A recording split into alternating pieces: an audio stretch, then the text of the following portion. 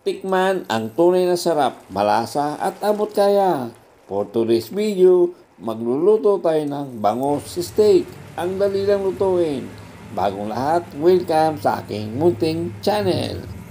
Meron tayo ritong boneless bangus. Isang piraso lang, isang malaking boneless bangus. Iniwa ko, naging 8 na. Isison lang natin sa asin. Kunting asin lang. Kunting paminta.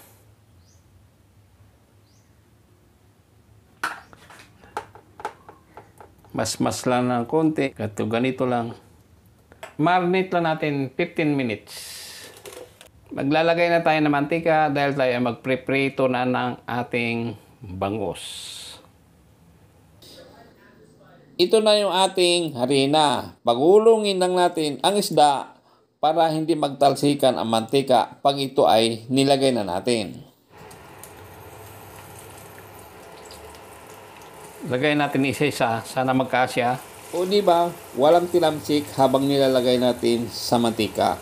At saka nagkasya lahat sa kawali. Once mag-brown, baliktarin lang natin. Hindi pa.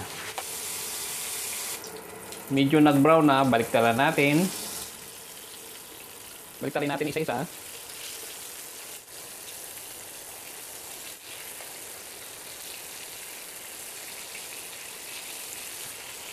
Yan, kitang-kita o golden brown ang pinakalikod niya.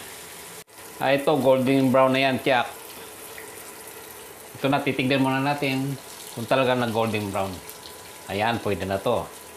Hanguin na natin, lagay na natin sa ating lagayan.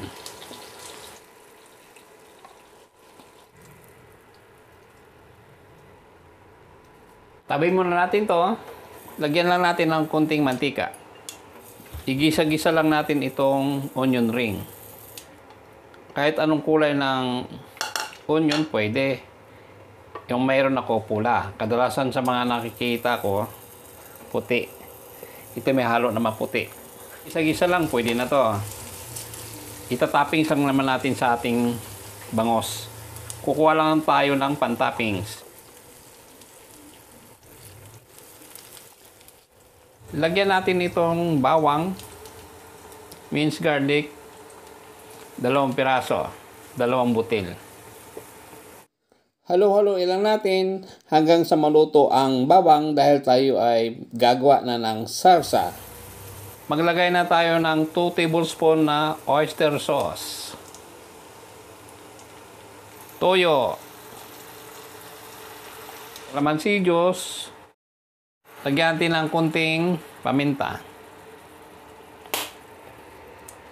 Halo-haloin lang natin ng bahagya. Lagyan natin ng 1/2 cup na tubig.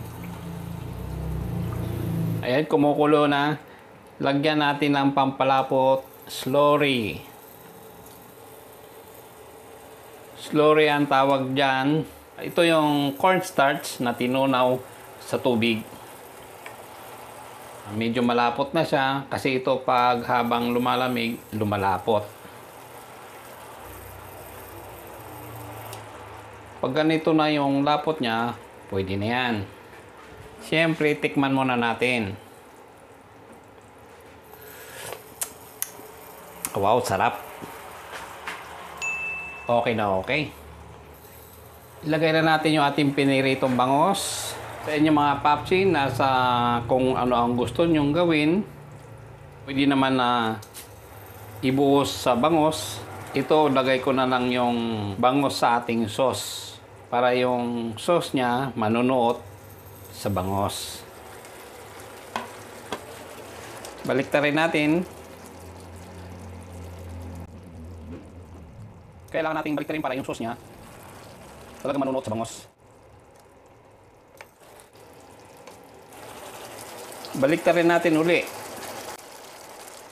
Mas magandang tignan pag nakaharap kaysa sa nakatalikod. O di ba? Sexy pa. May ganun. Ilagay na natin yung ating onion ring.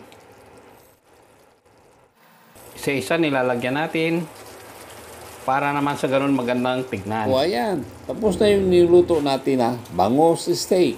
Habang pinagmamasdan ko, natatakam na ako. Gusto ko nang tikman. Lalo tuloy akong nagugutom. Ready to serve and ready to eat. Ano pang nintay natin?